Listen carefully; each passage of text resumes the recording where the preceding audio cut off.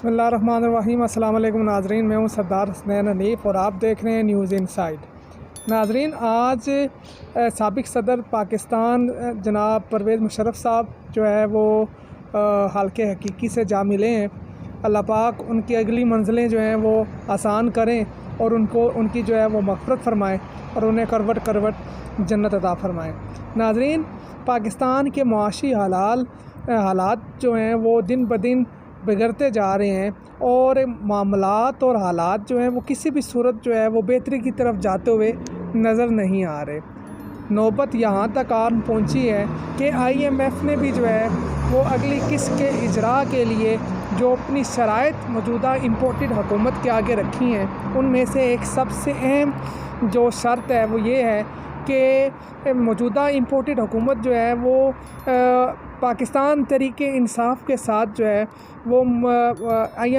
IMF के साथ होने वाली मौजूदा हुकूमत की जो डील है उसके हवाले से जो है वो कंसेंसस पैदा करें। जब तक पाकिस्तान तरीके इंसाफ के साथ मौजूदा शहबाज शरीफ की इम्पोर्टेड हुकूमत कंसेंसस जो है वो पैदा नहीं करती और जो है वो तहरीक इंसाफ को इससे होने वाले मुआहदे के बारे में एतमाद में नहीं लिया जाता, बल्कि जो साबित गवर्नर स्टेट बैंक ने मैंने कह रहा जो है जो साबिक वज़ीर ख़ज़ाना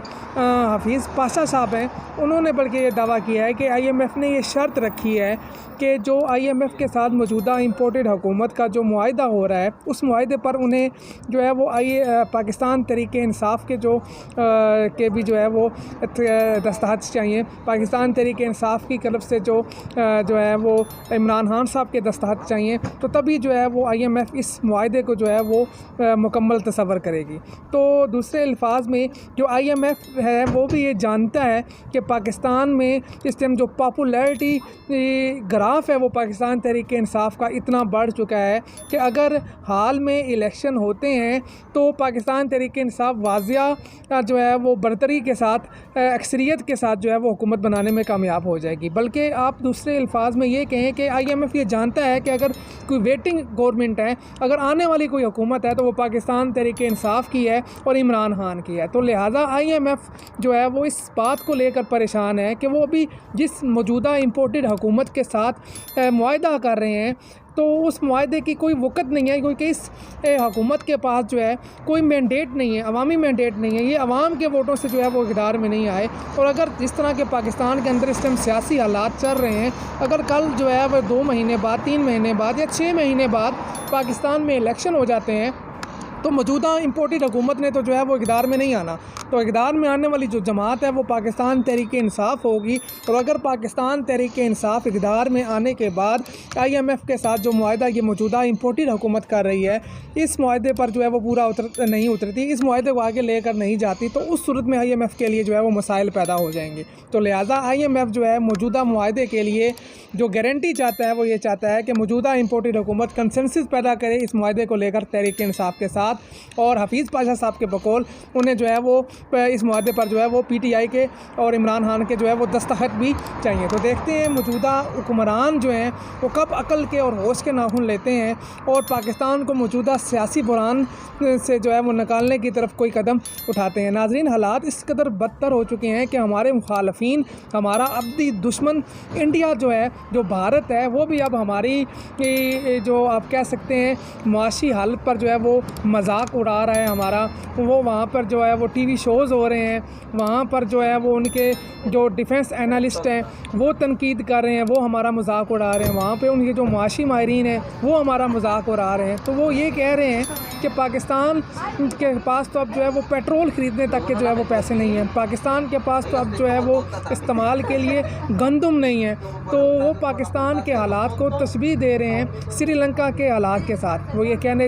कह रहे हैं कि पाकिस्तान श्रीलंका बनने जा रहा है। पाकिस्तान में जो है वो LCs ना खुलने की वजह से जो है वो रवां माह या अगले माह में जो है वो खुदा न खास्ता पेट्रोल की बड़े पैमाने पर जो है वो शॉर्टेज हो सकती है। तो और बल्कि कल मोदी ने भी एक बयान में कहा कि वो पाकिस्तान जो हमारा दुश्मन था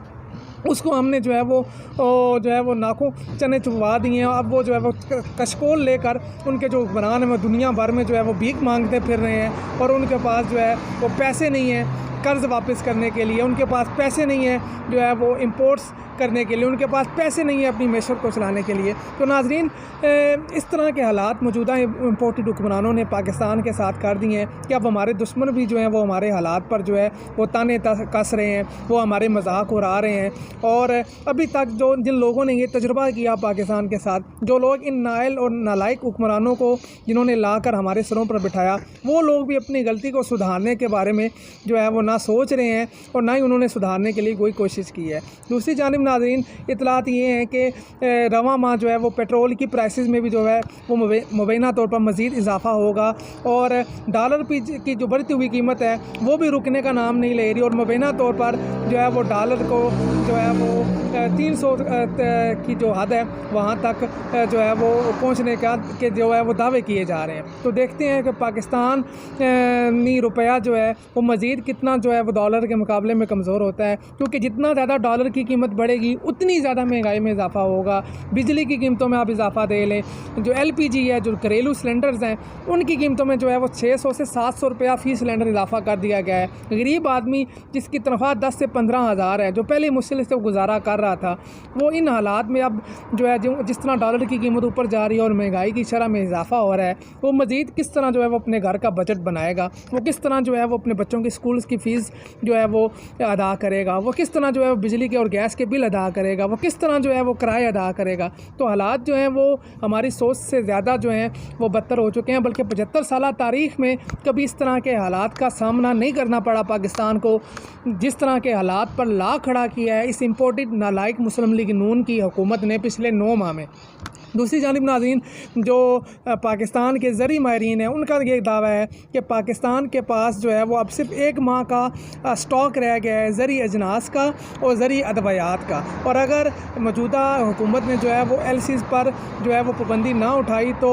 अगले माह जो है वो हालात जो है वो किस तरफ जाएंगे ये उनको भी जो है वो मालूम नहीं है और हालात पाकिस्तानी आवाम के लिए मज़ीद मुश्किल हो जाएंगे। नाज़रीन, शेख रशीद साहब को भी इस इम्पोर्टेड हुकूमत ने जो है वो गिरफ़्तार किया हुआ है और उन पर जो है वो उनको ज़हनी तौर पर जो है वो उन पर जो है वो तशद्दुद किया जा रहा है, उनको तोड़ने की कोशिश की जा रही है कि वो इमरान खान साहब के साथ क्यों खड़े हैं और उनको जो है वो निशान इबरत बनाने की कोशिश की जा रही है। दूसरी जानिब इमरान खान ने ये सारे हालात देख कर जो है वो जेल भरो तहरीक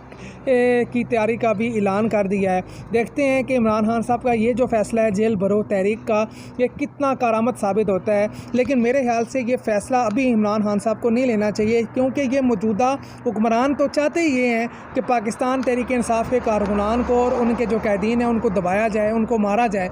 तो जेल भरो तहरीक जैसी जो तहरीकें हैं ये महज़ब माशरों में जो है वो तो वहाँ पर तो कामयाब हो जाती हैं, लेकिन इस मुल्क में ना कोई कानून है, ना ही कोई तहज़ीब है, ना ही कोई अखलाकियात हैं। तो यहाँ पर अगर आप जेल भरो तहरीक का ऐलान करते हैं तो आप ख़ुद जो है अपने कारकुनान को जो है वो मुखालफिन के आगे एक जो है वो नवाला बना देंगे और उनके लिए ईज़ी टारगेट रख देंगे, और फिर जो है वो आपके जो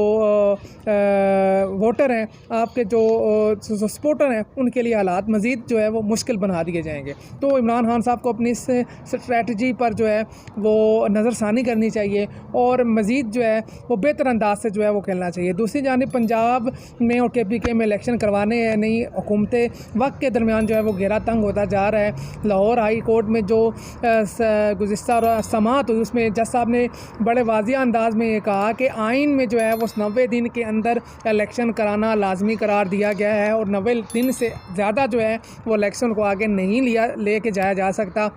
और इस तरह के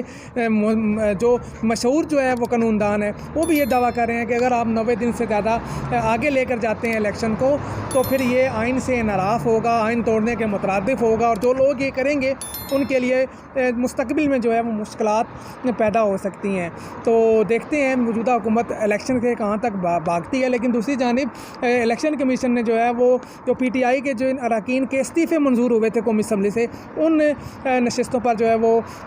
इलेक्शन का ऐलान कर दिया है और शेड्यूल जारी कर दिया है। तो उन इलेक्शन को लेकर भी जो PDM है वो कंफ्यूज है। पीपल्स पार्टी जो है वो इलेक्शन में जाना चाहती है, जबकि फजलुर रहमान जो है वो इलेक्शन का बाइकआउट चाहते हैं। मुस्लिम लीग कंफ्यूज है कि वो नहीं अभी तक ये फैसला कर पा रहे कि उन्हें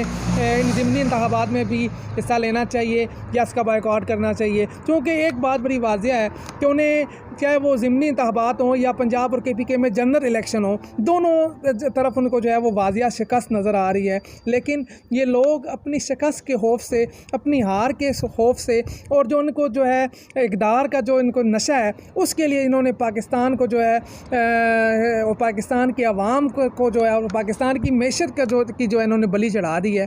बहुत ही मुश्किल और बुरे हालात कर दिए हैं इन्होंने पाकिस्तान के लिए और पाकिस्तानियों के लिए। और